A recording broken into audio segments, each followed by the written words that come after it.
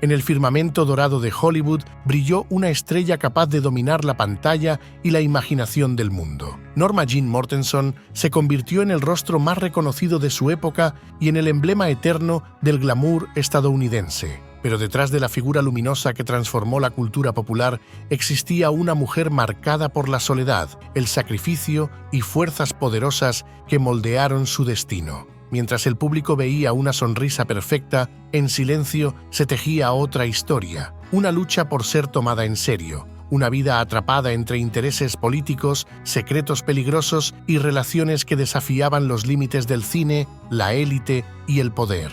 Dejaremos por un momento los zapatos de cuero, el sombrero fedora y la corbata para hablar de tacones, falda y maquillaje, porque esta vez el mundo clandestino tiene un brillo distinto. Esta es la cara oculta y el lado secreto de una de las divas más célebres de la industria cinematográfica norteamericana, Marilyn Monroe.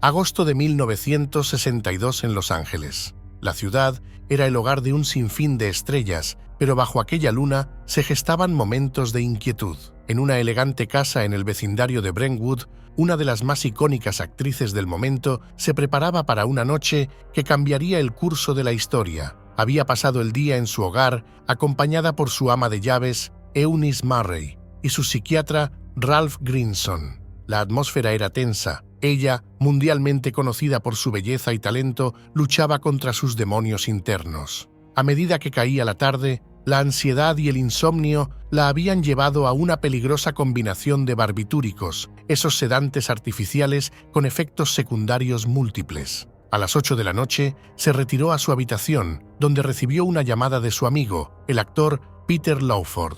La conversación fue inquietante. Él, preocupado por el estado de su interlocutora, notó que su voz sonaba apagada y distante. La llamada terminó abruptamente y él, con el corazón pesado, sintió que algo definitivamente no estaba bien. Mientras tanto, Eunice, quien había estado en la casa, notó que la puerta de la habitación de su empleadora estaba cerrada. Era muy extraño, pero pasaron las horas y el nerviosismo creció. A las 3 de la mañana del 5 de agosto, la ama de llaves decidió actuar. Llamó a Grinson, quien llegó rápidamente. Al no obtener respuesta, rompió la ventana y entró en la habitación. Lo que encontró fue desgarrador. Aquella mujer, de solo 36 años de edad, yacía en su cama, desnuda y boca abajo, con el teléfono en la mano. La escena era un torbellino de emociones. Ella había deslumbrado al mundo con su sensualidad y talento, pero ahora estaba inmóvil, atrapada en un silencio eterno.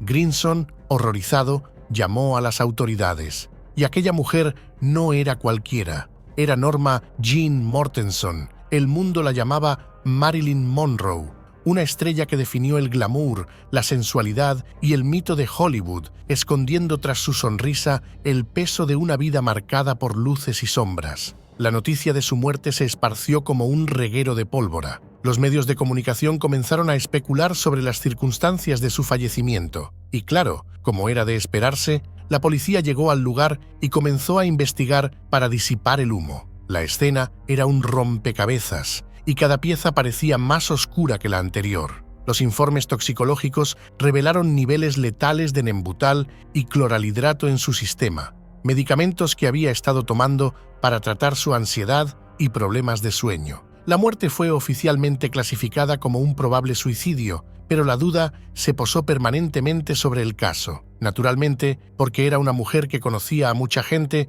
y sabía más cosas de las que decía. Para comprender su destino, debemos volver al principio, a los momentos que moldearon su vida, a las personas que la rodearon y a los lazos que la acompañaron hasta el final. Entre luces, sombras y relaciones poderosas se teje la verdad detrás del mito. Nacida el 1 de junio de 1926, en la misma ciudad que la vio brillar en su adultez, su madre Gladys luchaba contra graves problemas emocionales que finalmente la llevaron a ser internada. Tímida y vulnerable, sus primeros años estuvieron teñidos por dolor y vulnerabilidad. Vivió situaciones que ningún niño debería enfrentar, y esas sombras la acompañarían para siempre. Uno de estos casos ocurrió alrededor de sus 8 años. En una pensión, su inocencia fue arrebatada por un anciano inglés al que ella llamó simplemente como «señor» en sus recuerdos posteriores. Gracias a la dureza de los hechos, se le veía como una niña tímida, solitaria, algo tartamuda y retraída. A pesar de su sufrimiento, encontró un refugio temporal con su tía Ana, donde comenzó a destacar en la escritura para el periódico de su escuela. A los 16 años, en un intento de escapar de tantos fantasmas, se casó con James Dougherty, un vecino. Tristemente para ella, el matrimonio se convirtió en una prisión de aburrimiento y desilusión. Mientras él se alistaba en la marina, ella se sentía atrapada, anhelando una vida más vibrante. Por eso, ella se mudó con sus suegros y comenzó a trabajar en Radioplane Company, una fábrica de municiones. Fue allí donde conoció al fotógrafo David Conover, quien capturó su esencia en imágenes que, aunque no se publicaron, encendieron la chispa de su carrera. Ella, dándose cuenta de su propio potencial y desafiando las expectativas de su esposo, se mudó sola y firmó un contrato con la agencia de modelos Blue Book. Con su cabello alisado y teñido de rubio, comenzó a brillar en las portadas de revistas, adoptando el seudónimo de Jean Norman. Su ambición la llevó a firmar un contrato a mediados de 1946 con una agencia de actuación. Tras una prueba de pantalla fallida en Paramount, Ben Lyon de 20th Century Fox le ofreció un contrato para evitar que se uniera a un estudio rival. Dentro de aquellos camerinos y sets de rodaje nació Marilyn Monroe, un nombre que dejaría huella en la historia del cine. En septiembre de ese mismo año se divorció de Dougherty, quien se oponía a su floreciente carrera. Ella pasó 6 meses en Fox, aprendiendo el arte de la actuación, pero su timidez la hizo dudar de sí misma y el estudio optó por no renovar su contrato en agosto del 47. Sin rendirse, regresó al modelaje y continuó su formación en el laboratorio de actores, donde buscó desesperadamente su lugar en el mundo del espectáculo. A medida que se adentraba en la industria, Marilyn se convirtió en una figura intrigante, utilizando su belleza y encanto para abrir puertas. Y es aquí donde, según se comenta, entra en escena un personaje de los bajos fondos que con su intimidante presencia hacía que las cosas fluyeran.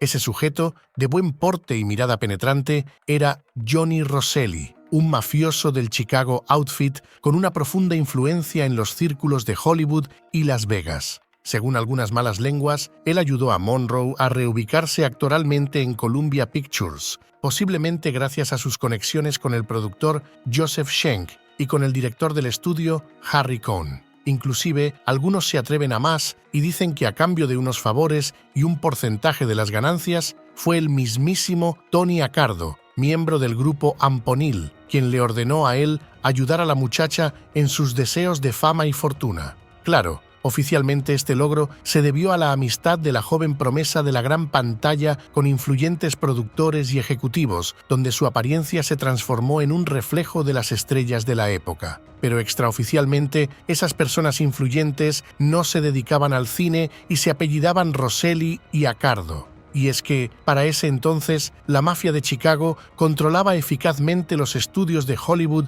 gracias a su control sobre poderosos sindicatos y su capacidad para imponer huelgas, lo que le otorgaba a Johnny una considerable influencia sobre los ejecutivos del mundo del entretenimiento. Supuestamente, el mafioso convenció a Cohn de una forma muy persuasiva, civilizada y poco amenazante para que firmara un contrato con Monroe, consiguiendo así un papel destacado en Las chicas del coro, uno de los próximos estrenos de la casa productora. En todo caso, el filme se estrenó y no fue un éxito, razón por la cual su contrato no fue renovado. Tras aquel breve paso por Columbia Pictures, con dificultades económicas, Marilyn regresó al modelaje filmando un comercial para la cerveza Pabst y posando desnuda para calendarios artísticos bajo el seudónimo de Mona Monroe, para proteger su identidad ante el estigma que generaban sus poses. La sesión duró aproximadamente 2 horas y dio como resultado 24 fotografías, aunque solo 2 imágenes fueron publicadas. La más famosa de ellas se conoce como Sueños Dorados, donde aparece desnuda sobre un fondo de terciopelo rojo intenso. Su comodidad con la desnudez la llevó a convertirse en la protegida y amante de Johnny Hyde, vicepresidente de la William Morris Agency. A través de él, logró pequeños papeles en películas, destacando en Eva al desnudo y Mientras la ciudad duerme, donde su breve aparición le representó mayor atención del público. Su amante negoció un contrato de 7 años con 20th Century Fox en diciembre de 1950, pero falleció repentinamente y ella quedó devastada. A pesar de su dolor, continuó trabajando en comedias de éxito moderado, donde su imagen de ícono sexual comenzó a consolidarse. De hecho, fue nombrada Miss Cheesecake de 1951 por la publicación del ejército estadounidense Stars and Stripes, un título que daba cuenta de su popularidad como modelo pin-up entre los soldados, especialmente entre aquellos que sirvieron en la Guerra de Corea. El término cheesecake se refería a las fotos subidas de tono que mostraban a actrices en poses juguetonas, a menudo reveladoras, diseñadas para levantar la moral de las tropas en el extranjero. Ella, en particular, se había hecho ampliamente conocida por estas imágenes que mostraban su atractivo sexual de una manera a la vez glamurosa y accesible, hechas en sesiones fotográficas en trajes de baño en escenarios lujosos como el Hotel Beverly Carlton y el Bel Air. En marzo del año siguiente, un escándalo estalló cuando se reveló que había posado desnuda 3 años antes para aquellos calendarios. En lugar de hundirse o negar los hechos, ella y el estudio decidieron admitirlo. Cuando le preguntaban sobre las fotos, ella explicaba con franqueza que había posado desnuda porque estaba sin empleo y necesitaba el dinero. No intentó ocultar nada ni restarle importancia a la situación, sino que la afrontó combinando honestidad y encanto. Una de sus respuestas exactas más famosas, publicada por la revista Time, fue cuando le preguntaron si realmente no llevaba nada puesto durante la sesión de fotos. Marilyn, con su ingenio e inocencia característicos, respondió: «Tenía la radio encendida». Esta frase, un juego de palabras en inglés, encapsuló a la perfección su capacidad para desactivar el escándalo con humor y gracia. Pero fue en 1953 que Marilyn Monroe emergió como un ícono sexual y una de las artistas más rentables de Hollywood,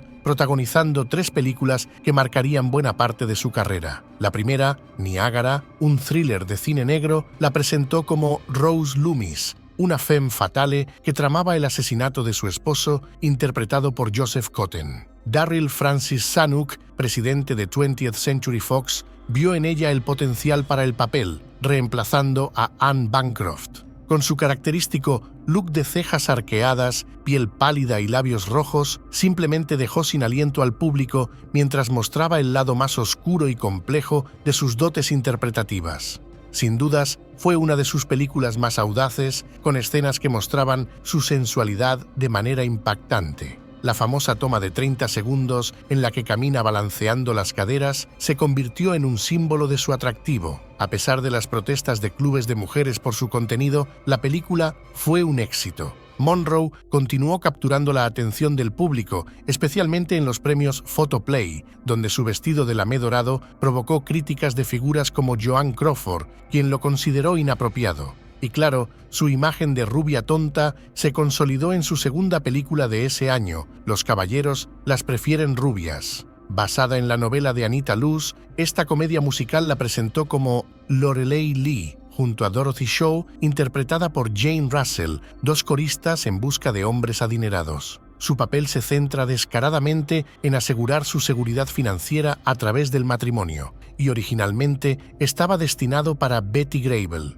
En él, demostró que Monroe podía eclipsar a las estrellas establecidas, atrayendo tanto a hombres como a mujeres. La película se convirtió en un gran éxito, y su interpretación musical de «Los diamantes son los mejores amigos de las chicas» en ese filme fue aclamada como una frase icónica y representativa de la cinta, destacando su capacidad para seducir tanto con su voz como con su presencia. Su tercer filme del año, Cómo atrapar a un millonario, se estrenó en noviembre, donde interpretó a una modelo ingenua en busca de maridos ricos. Aunque recibió críticas mixtas, se convirtió en el mayor éxito de taquilla de Monroe hasta ese momento. Su popularidad la llevó a ser incluida en la encuesta anual de las 10 estrellas más taquilleras en ese y el año siguiente, convirtiéndose en el mayor activo del estudio contratante. Adicionalmente, su estatus como símbolo sexual se consolidó cuando Hugh Hefner la presentó en la portada del primer número de Playboy tras haber adquirido los derechos de una serie de fotografías de desnudos suyos, utilizando imágenes de su pasado que ella no había autorizado. La portada mostraba una foto de ella en el desfile de Miss América del 52, mientras que la página central revelaba una de sus fotografías desnudas del calendario del 49, un recordatorio de su viaje desde la oscuridad hacia la luz del estrellato. Y a medida que su fama crecía, también lo hacían los rumores sobre su comportamiento errático en más de un aspecto. Su reputación de ser difícil de trabajar se intensificó. Llegaba tarde, olvidaba líneas y exigía múltiples tomas. Su dependencia de barbitúricos y alcohol comenzó a manifestarse, exacerbando sus problemas de ansiedad y autoestima. Esto respecto a su parte artística y su relación con sus compañeros de trabajo. Sí, pero había otros detalles de su trayectoria que generaban cierto ruido. ¿Recuerdas a Rosselli, su eficaz solucionador de problemas? Pues se dice que en aquellos tiempos eran muy buenos amigos. Las voces más atrevidas insinuaban que viajaban juntos desde Florida a Las Vegas, donde él se involucraba en esquemas para estafar a desprevenidos golfistas mientras ella solo disfrutaba del momento. En el fondo, él la admiraría profundamente y era un juego arriesgado que solo revelaría que eran colaboradores muy cercanos. Tanto así que circularon rumores de que ella era una especie de espía o agente de la mafia en Hollywood, alimentados por una compleja combinación de sus contactos personales, el clima político y sus conexiones con figuras poderosas. Como era de esperarse en su contexto, se decía que su labor era seducir y a través de relaciones íntimas que cosechaba con hombres poderosos, estaba en posición de recopilar información sensible o crear situaciones comprometedoras que pudieran ser explotadas para chantajear y extorsionar a sus empleadores. Muchos de estos nombres se encuentran reservados en lugares inaccesibles. Detrás de su sonrisa deslumbrante se escondía un sistema que la controlaba con mano de hierro. Zanuck quizá fue uno de ellos. Él la amarraba con el contrato. Ella, ansiosa por alcanzar la fama y demostrar su talento, lo soportaba. Con directores como Elia Kazan y Nicholas Ray y actores como Yul Brynner, tal vez sus encuentros eran más que simples flirteos. Eran intentos de escapar de un mundo que la trataba como un objeto. El Chicago Outfit, sus supuestos protectores y socios, le garantizaban que, a pesar de los posibles traspiés de sus estrenos, siempre tuviera un reflector encima, porque así ella accedería a datos valiosos que ellos necesitaban para continuar con sus fechorías. Como si todo esto no fuera suficiente, por esta misma época, ella conoció a Peter Lawford, un reconocido actor angloamericano, destacado por su afable personalidad y sus conexiones en la industria del entretenimiento. Su encuentro se vio facilitado por la interrelación entre la élite de Hollywood y los círculos políticos, ya que él no solo era actor, sino un miembro de la influyente familia Kennedy por matrimonio. Era cuñado de John, Robert y Edward Kennedy tras haberse casado con Patricia, hermana de ambos. Desde entonces actuó como un enlace social que la relacionó a figuras muy poderosas con el transcurso del tiempo. Además, socialmente, fue un puente entre el mundo del espectáculo al que ella pertenecía y la élite política. Y por supuesto, sus presuntos socios, los del Chicago Outfit, estaban encantados con que sus tentáculos llegaran hasta la legislatura federal a través de su encanto y carisma. Más allá de estos contactos, roces y polémicas, lo que la incomodaba profundamente era su contrato, bloqueado y sin avance. Con un salario inferior al de sus contemporáneas y no podía elegir libremente sus proyectos. Se dice que Zanuck la despreciaba por razones poco conocidas, quizá porque ella sabía demasiado o porque quería deshacerse de ella y por alguna razón escondida bajo el tapete no podía hacerlo. En todo caso, él argumentaba que ella no era capaz de lograr éxitos taquilleros en roles más serios. Aparentemente bajo la presión del propietario Spyros Skouras, finalmente decidió cancelar cualquier producción con ella que no fuera entretenimiento ligero, lo que llevó a la suspensión de Marilyn en enero de 1954 tras negarse rotundamente a filmar una comedia musical.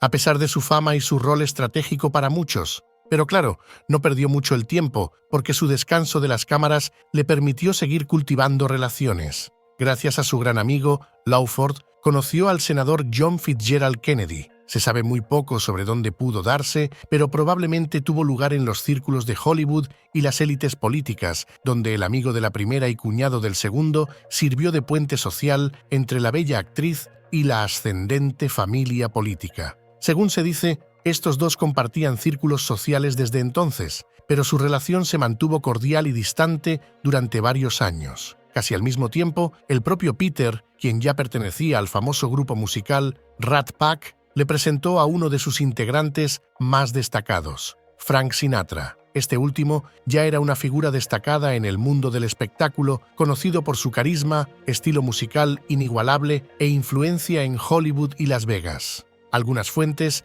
sugieren que ambos íconos artísticos podrían haberse conocido incluso antes, pero se acepta ampliamente que 1954 fue el año en que su relación se hizo más significativa. En aquel entonces, Sinatra seguía casado con Ava Gardner, aunque su unión marital era problemática. Pero más allá de estos aspectos familiares, se dice que el legendario cantante conocía muy bien a varios integrantes de la mafia italoamericana. Era considerado uno de los favoritos del crimen organizado por su talento como artista y su capacidad para atraer multitudes, algo muy valioso para los locales controlados por ellos, especialmente en Las Vegas. La lista de sus conocidos ya era extensa, pero se haría un poco más larga en los próximos tiempos. Se sabía que jefes mafiosos como Lucky Luciano, Carlo Gambino y Sam Giancana mantenían estrechas relaciones con él. Ella no lo sabía en ese entonces, pero conocer al senador y al músico abría puertas. Seguramente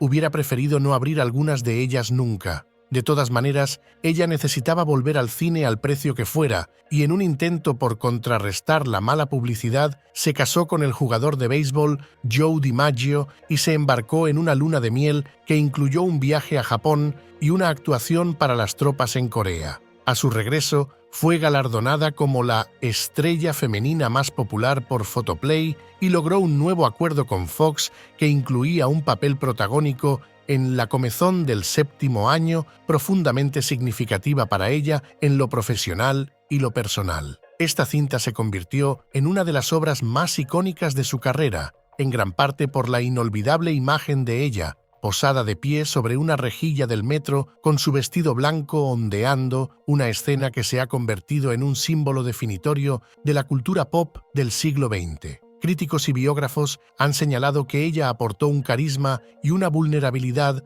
únicos al personaje que iban más allá del mero atractivo físico. Su actuación estaba impregnada de audacia y una sensación de peligro que reflejaba sus luchas reales con la fama, las relaciones confidenciales y su propia identidad. No se trataba solo de un papel cómico, seductor y desenfadado. Era una interpretación que le permitió canalizar su dolor y resiliencia personal en su arte. Y es que, a pesar de su éxito, el matrimonio con el deportista se desmoronó, marcado por celos y abuso. Tras solo 9 meses unidos, ella solicitó el divorcio. Lloraba mucho en su camerino durante la filmación de la película y se sentía distraída, fracasada e incomprendida, aunque los números tras el estreno le confirmaran lo contrario. Su opinión respecto a su trabajo era particularmente dura. Una actriz no es una máquina, pero te tratan como a una máquina de dinero. Después de finalizar el rodaje, se mudó a la costa este y fundó su productora, Marilyn Monroe Productions, desafiando el sistema de estudios. Cansada de los mismos roles, inició una batalla legal contra los estudios Fox, que se prolongó durante un año y fue objeto de burla en la prensa. A pesar de su divorcio y del dolor que le causó, mantuvo una relación profesional con su ahora ex-esposo y comenzó a salir con Arthur Miller, un destacado dramaturgo que se encontraba bajo intenso escrutinio por supuestas afiliaciones comunistas. Su nuevo amorío acabó siendo otro problema para ella. Comenzó a ser investigada por el FBI por los vínculos comunistas de su nueva pareja durante el auge de la paranoia típica de la Guerra Fría. Las opiniones políticas de Miller y sus conexiones con grupos de izquierda lo convirtieron en blanco del Comité de Actividades Antiamericanas de la Cámara de Representantes y, por extensión, Monroe atrajo la atención del gobierno. En ese contexto, como mujer forjada profesionalmente en torno al glamour y la sexualidad, una investigación invasiva y políticamente cargada se inmiscuyó profundamente en su vida privada y sus relaciones personales. La vigilancia y la sospecha constantes se sumaron a las presiones emocionales y psicológicas que ya enfrentaba, incluyendo sus crecientes problemas de salud mental, matrimonios inestables y otros contactos poco honrosos. Saber que sus movimientos y amistades estaban siendo monitoreados por una agencia gubernamental contribuyó a una sensación de aislamiento y vulnerabilidad. Y sí, a pesar del dolor y las molestias, el show debía continuar. Por eso, firmó un nuevo contrato con Fox, que le otorgaba un salario de $400,000 por 4 películas y la libertad de elegir sus proyectos. Comenzó el rodaje de Nunca fui santa en marzo de 1956, su primera película bajo el nuevo contrato, donde interpretó a Cherie, una cantante de salón atrapada en un romance con un vaquero ingenuo. Para este papel, ella se despojó de su glamour habitual, eligiendo un vestuario y maquillaje más sencillos, lo que sorprendió al director Joshua Logan, quien llegó a compararla con el ingenioso e inigualable Charles Chaplin por su habilidad para mezclar comedia y tragedia. Igualmente, un crítico cinematográfico dijo: «Agárrense a sus asientos todos y prepárense para una gran sorpresa. Marilyn Monroe finalmente ha demostrado ser una actriz». El 29 de junio, ella y el comunista enamorado se casaron en una ceremonia que atrajo la atención mediática, y en agosto comenzó a filmar El príncipe y la corista en Inglaterra. Esta fue una experiencia muy dura para ella, porque no se llevó bien con la leyenda de la actuación, Laurence Olivier, debido a un choque de personalidades, enfoques artísticos y malentendidos mutuos que crearon un ambiente de trabajo tenso y difícil. Él no solo era el director de la película, sino su productor y coprotagonista, y él la consideraba simplemente un glamuroso símbolo sexual, el mito erótico que el público adoraba, rebajándola como actriz. Monroe, por otro lado, lo admiraba como un gran actor e ícono y esperaba trabajar con él para elevar su arte, pero el choque llegó invariablemente. Un incidente fue la infame frase de Olivier a Monroe: «Tú solo limítate a ser sexy». Este comentario la ofendió profundamente, ya que la reducía a su atractivo físico e ignoraba su deseo de ser respetada como artista seria. Como consecuencia, empezó a llegar tarde y su dependencia de medicamentos aumentó y se rumoreó que sufrió un aborto espontáneo durante el rodaje. Eran demasiadas cargas juntas y a pesar de las dificultades, la película se completó, aunque recibió críticas mixtas y fue más apreciada en Europa que en Estados Unidos. Exhausta por las humillaciones, tomó un descanso de 18 meses para centrarse en su vida familiar. Los problemas continuaban. Su relación con Miller se tornó complicada sin que se produjera una ruptura, y las tensiones con su socio en el estudio que había fundado, Milton Green, llevaron a la compra de su parte en la productora. Cuando regresó a Hollywood fue para protagonizar Algunos prefieren quemarse, una comedia de Billy Wilder que exploraba los roles de género. Aunque inicialmente consideró su papel como otra rubia tonta, aceptó el desafío gracias al apoyo de su marido y a un acuerdo financiero favorecedor. La producción se tornó legendaria por sus dificultades, con Monroe exigiendo múltiples repeticiones y enfrentándose a problemas de memoria y miedo escénico.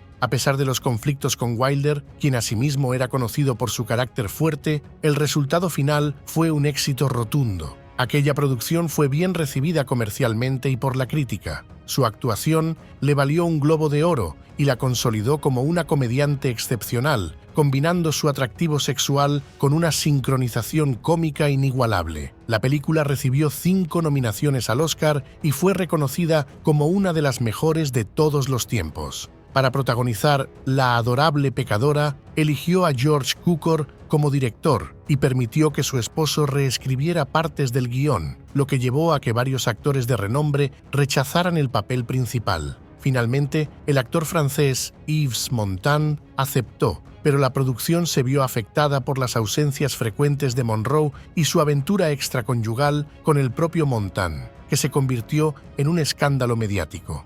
La última película que completó fue Los Inadaptados, escrita por Miller, donde interpretó a una mujer recién divorciada que se relaciona con 3 vaqueros envejecidos. En realidad, estos 2 filmes fueron un fracaso taquillero y, tras el inminente divorcio en enero de 1961, ella enfrentó una serie de problemas de salud, incluyendo una cirugía por endometriosis y una hospitalización por depresión. Todo esto respecto a sus andanzas profesionales y personales. Pero más allá de eso, un viejo amigo de ella, el senador John Kennedy, ganó las elecciones presidenciales estadounidenses de 1960 en una contienda excepcionalmente reñida contra el candidato republicano, el vicepresidente Richard Nixon. Sí, un amigo de nuestra protagonista ahora era el presidente de los Estados Unidos de América, y su hermano, Robert Francis, sería el nuevo fiscal general. Aunque claro, quizá no fue una victoria tan limpia.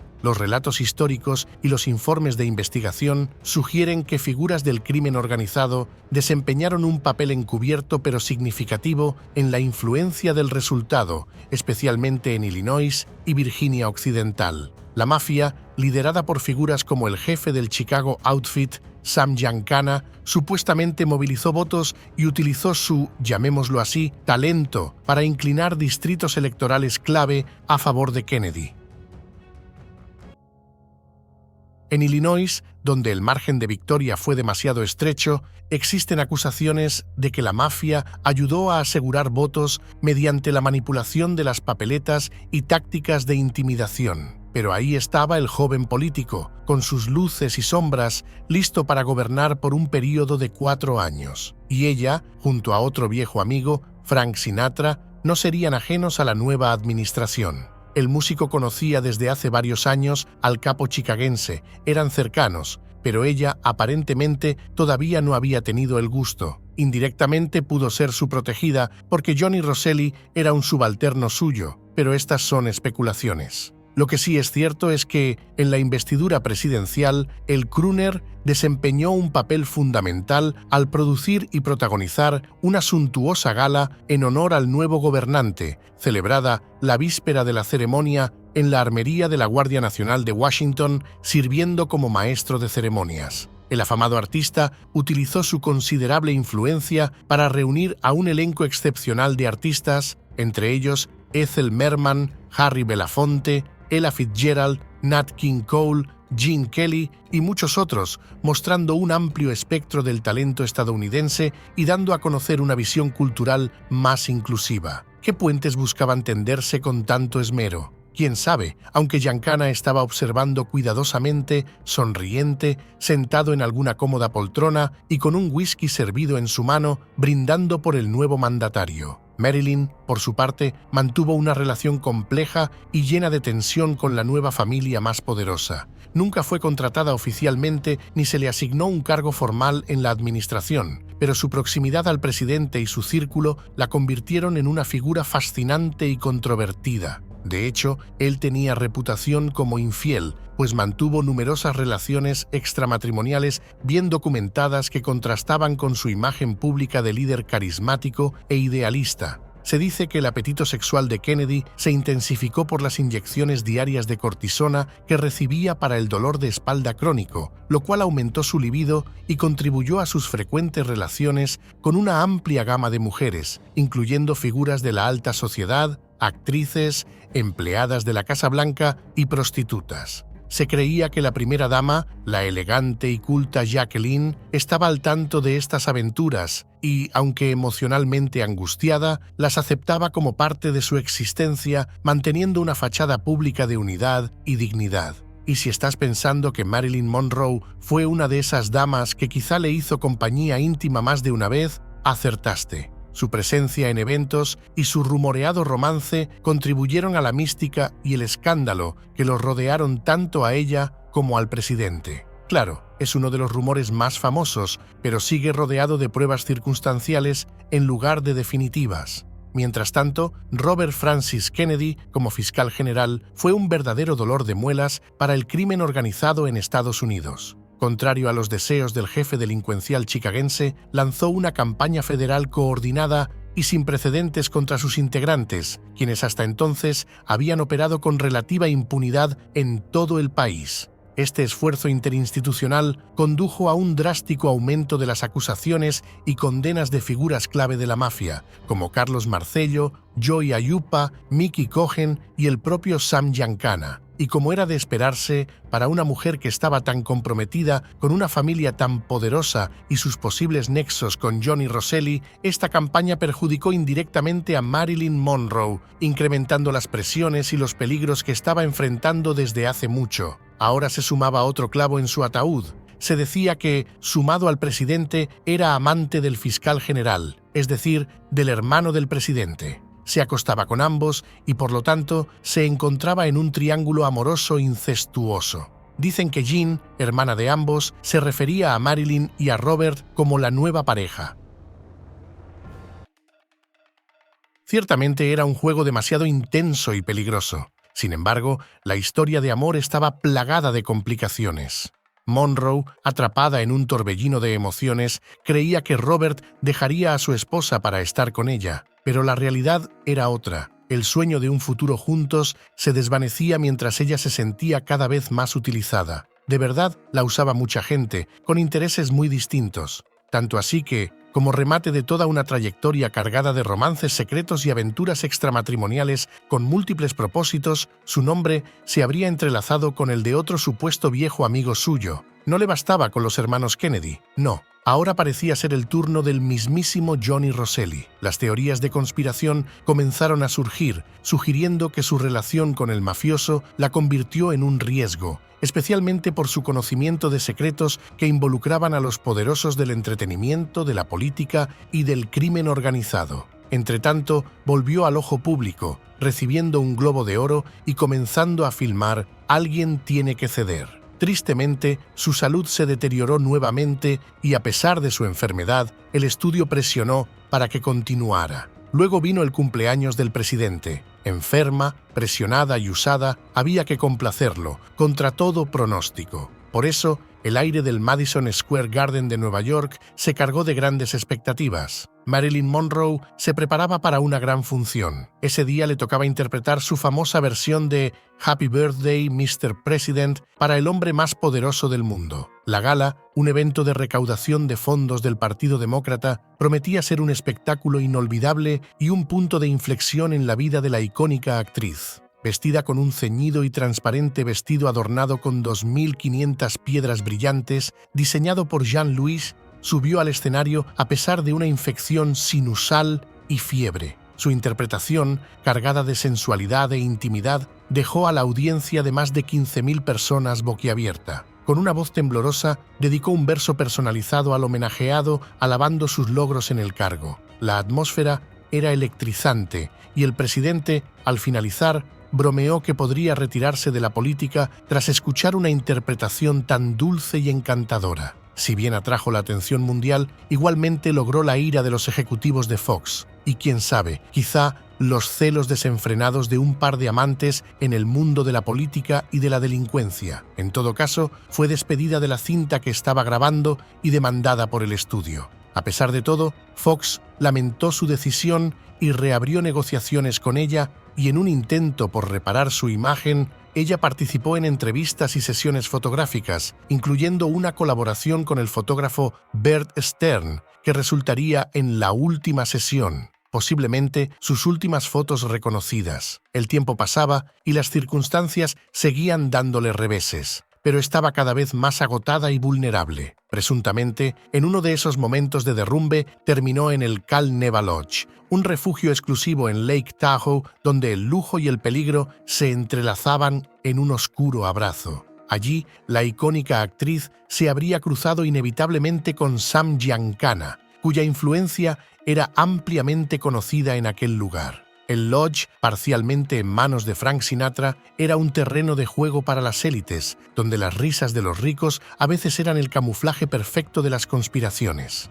¿De qué podrían hablar esos dos si ni siquiera se conocían? Bueno, pudo ser de la familia que habitaba la Casa Blanca o del pillo que la introdujo en el estrellato y ahora la conquistaba. Como su amigo cantante había adquirido ese local un par de años antes, las malas lenguas decían que ella y el presidente frecuentaban ese lugar y podían trasladarse de una cabaña a otra sin ser vistos, atravesando los pasillos subterráneos. Inclusive, mantuvo un breve romance con Frank Sinatra y tendría varios encuentros con él en ese mismo lugar. En medio de su enfermedad y las presiones artísticas, personales y con personas tan poderosas, comenzó a vivir en Brentwood y no pasó mucho tiempo para que sucedieran aquellos trágicos hechos con los que empezamos este relato. Con todo este telón de fondo y sabiendo lo comprometida que estaba en más de un aspecto, cabe aclarar otras cosas importantes. En primer lugar, ni sus amigos ni sus verdaderos conocidos mencionaron jamás a ningún mafioso. Se ha argumentado que, si Marilyn hubiera estado en público con este último, los paparazzi habrían capturado ese momento y publicado fotos junto al gángster. En realidad, hasta ahora, no existe ni una sola fotografía auténtica de ella rodeada por algún mafioso de ninguna de las familias criminales. Contrario al perfil de sus supuestos contactos delictivos, ella era conocida por su empatía y compasión casi infantil, y a veces se dedicaba a cuidar animales y a hacer caridad. La idea de dañar a cualquier ser vivo es difícil de aceptar en ella, por lo tanto, resulta extraño que pudiera sentirse atraída por asesinos de esa envergadura. A pesar de todo, siempre hay relatos extraoficiales. Ya sabes, visiones alternativas a la versión oficial. La teoría de que la mafia estuvo detrás de su trágico final sugiere que su conexión con los hermanos Kennedy la convirtió en un blanco peligroso. No era extraño pensar en esos términos. Era para silenciarla y enviarle un mensaje especial al fastidioso fiscal general, quien los traicionaba luchando agresivamente contra el crimen organizado, a pesar de haber ayudado a su hermano en convertirse en presidente. Según esta teoría, Monroe acabó de esa manera porque se la consideraba una carga debido a sus presuntos romances con ambos hermanos y su potencial para revelar información perjudicial en el terreno de la mafia y de la política. Los hilos de esta trama conducen a figuras temibles como Sam Giancana y Jimmy Hoffa, un líder sindical con contactos oscuros. Se dice que el primero de estos dos, temeroso de que ella expusiera sus operaciones, orquestó su asesinato. Además, se ha sugerido que uno de los hermanos podría haber contratado a este último para eliminarla, y aún hay más. Se dice que la noche antes de su trágica muerte, Marilyn compartió un momento con Giancana, un encuentro que muchos consideraron crucial. Se decía que él, acompañado por Frank Sinatra y Peter Lawford, intentaba persuadirla para que no revelara sus aventuras sentimentales con sus cuñados, secretos que ella estaba dispuesta a sacar a la luz. La naturaleza de su reunión permanecía envuelta en un velo de misterio,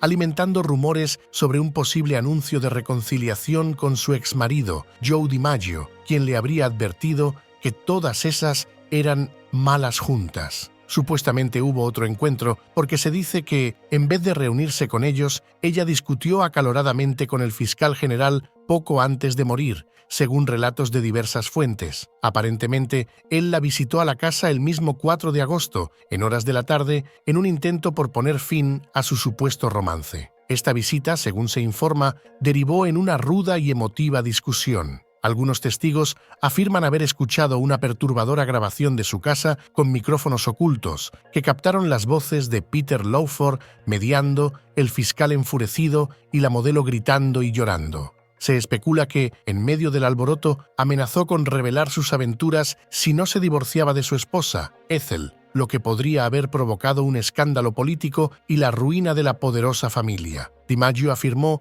que ella le confió alguna vez que estaba segura de que alguien la mataría eventualmente, sugiriendo que a lo mejor temía por su vida. La ejecución del plan habría sido meticulosa. 5 sicarios, armados con un paño empapado en cloroformo, la sometieron antes de administrarle un enema de barbitúricos, asegurándose de que no quedaran rastros de pastillas en su sistema. El encubrimiento fue tan astuto que su muerte fue presentada como un suicidio, pero las malas lenguas siguieron aportando ideas. Existen acusaciones que involucran al conocido gángster británico Ronnie Cray, quien supuestamente confesó haberla asesinado. Según su expublicista, él habría afirmado que lo enviaron a la casa de Monroe disfrazado de empleado de mantenimiento, aprovechándose de su nacionalidad para evitar ser reconocido, y la obligó a ingerir drogas que le causaron la muerte. Claro, no resulta sencillo confiar en los relatos oficiales cuando la supuesta causa de muerte se tambalea ante la inquietante ausencia de pastillas en su estómago. Aunque los informes toxicológicos señalaron una elevada concentración de nembutal e hidrato de cloral en su organismo, el estómago de la actriz permanecía prácticamente vacío, desafiando la lógica y alimentando la duda. Algunos sugieren que Monroe no ingirió la dosis letal, sino que alguien le administró los fármacos mediante un enema, un método que dejaría pocas huellas. La idea de un asesinato encubierto se vuelve más plausible con la desaparición de muestras clave de su autopsia que podrían haber arrojado pistas sobre las circunstancias de su muerte. Los testimonios de testigos son igualmente confusos, con relatos inconsistentes sobre la llegada de la policía y la posible manipulación de la escena del crimen. La destrucción de registros telefónicos y documentos relacionados con sus últimas horas sugiere un encubrimiento. Y no, esto no es una broma, o al menos no para las teorías conspirativas. Se supone que existió un diario rojo de Marilyn Monroe. Se cree que este libro, supuestamente encuadernado en cuero rojo o con una cubierta del mismo color, fue su último diario personal. Pero sobre todo, se dice que contenía detalles íntimos sobre su vida privada, sus pensamientos, emociones e información sensible sobre sus relaciones con hombres demasiado influyentes. Algunas versiones de la historia sugieren que Monroe no solo detalló sus líos románticos, sino que registró conversaciones y encuentros que insinuaban escándalos políticos, vigilancia y amenazas que enfrentó. El diario supuestamente contenía nombres, fechas y descripciones de reuniones que la vinculaban con las más altas esferas del poder, posiblemente incluyendo referencias a figuras del crimen organizado y agencias de inteligencia. También podría haber contenido sus pensamientos sobre el lado oscuro de Hollywood, incluyendo datos confidenciales de sus ejecutivos, directores y productores, y la manipulación y la explotación que sufrió. Lo cierto es que, si existió, desapareció o fue confiscado por personas relacionadas con los hermanos políticos, el FBI u otras agencias gubernamentales. Algunos afirman que un confidente cercano de Monroe, su secretario personal o su psiquiatra pudieron haber tenido acceso al diario antes de su desaparición. En todo caso, ahí estaba el cadáver. Suicidio u homicidio, ese 8 de agosto, el cementerio Westwood Village Memorial Park se convirtió en el escenario de su último adiós. Joe DiMaggio, junto a su media hermana Bernice y la gerente Inez Melson, organizaron un funeral privado para ella. Fuera, cientos de curiosos se agolpaban, ansiosos por vislumbrar el misterio que rodeaba su vida y su muerte. En la cripta número 24, la diva y la leyenda descansaba, mientras el eco de su voz y de su risa se desvanecía. Alguien que debió lamentar mucho su partida fue Frank Sinatra. Fue su amigo y amante y por la fuerza de los hechos tuvo que empezar a distanciarse de la familia presidencial y de otros malhechores que él siendo un artista conocía, pero esa es otra historia. Porque mientras Marilyn Monroe se convertía en el símbolo eterno de la belleza rota de Hollywood, su nombre resonaba junto al de Sinatra en los mismos salones dorados. Voz legendaria, carácter férreo y rodeado de influencias tan brillantes como oscuras, Sinatra representaba el otro rostro del sueño americano, éxito absoluto sostenido por talento, lealtades y sombras. Si Marilyn fue el mito trágico, la mujer convertida en icono universal tras perderse en el laberinto de fama y vulnerabilidad, Sinatra fue la fuerza que aprendió a caminar sobre el filo sin caer, construyendo su imperio a la luz de los focos y en la penumbra de salones privados. Ella encarnó la fragilidad convertida en leyenda. Él, el poder vestido de elegancia y misterio. Sus trayectorias se cruzaron entre confidencias, noches exclusivas y secretos que nunca llegaron al papel. Dos figuras colosales compartiendo escenarios sociales, influencias y el vértigo de una época donde la gloria tenía precio y nadie salía ileso. Monroe fue luz y tormenta. Ahora entra Sinatra, influencia, ambición y secretos que definieron una época. Su historia está en pantalla.